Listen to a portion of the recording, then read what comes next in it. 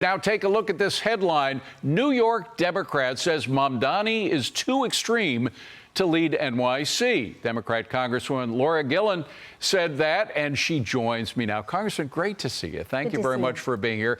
We were talking in the break about how this country needs to move to the center on all sides, and you're trying to do that with the Democratic Party, but is Mamdani stopping you from it? I mean, he certainly is not in the middle, is he? Look, I think I'm very concerned about Mamdani's policies. Let's be very clear. My debate with Mr. Mamdani is his policies are too radical for New York. He's a self-avowed socialist trying to lead the epicenter of capitalism in the United States. And I fear that his policies would have a devastating impact on the economy of New York City, which has a ripple effect and affects the economy of New York State, and will have a devastating impact on my constituents. That's why I am speaking out. 306,000 Long Islanders commute to New York City every day and earn $38 billion of income. If we see businesses start to flee New York and people start to flee New York and our economy craters, that's going to crater the economy of people living in my district. And so that is why I'm speaking out against this mayoral candidate. You know, New York City is already having budgetary problems, spending beyond their means. They can't print money the way Washington, D.C. can, and yet they're losing it. If these policies, already just the threat of Mamdani becoming the next mayor of New York has sent shivers up the spines of the real estate industry, and a lot of them are talking about pulling out. So already there's that effect. Is that having any effect on the Democratic Party?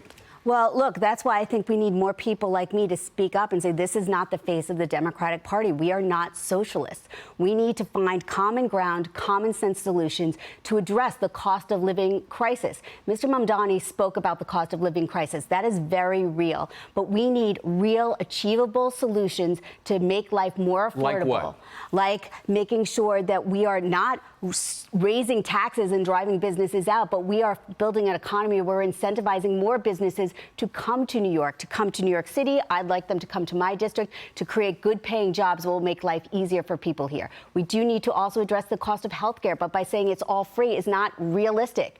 I'm very worried about what's going to happen in our health care system after this last bill. And so we need to find concrete solutions to make sure that we can find ways for people to be able to pay very those quickly, costs. if you drive away the richest people, the tax burden falls more on the middle class, and they don't have the freedom to move as easily as rich people do. So it's the middle class that really gets screwed by these policies. Yeah, we saw in the past 5 years, 125,000 New Yorkers moved out of New York to go to Florida, and they took $14 billion worth of tax revenue with them. Those are dollars that are not supporting all the programs that we already have here. We don't want to see flight from New York. We don't want to lose more of our wealthy individuals or our businesses go down to Florida and not support our economy here. What's your gut feeling? Do you think that he's going to win or lose the mayoral election?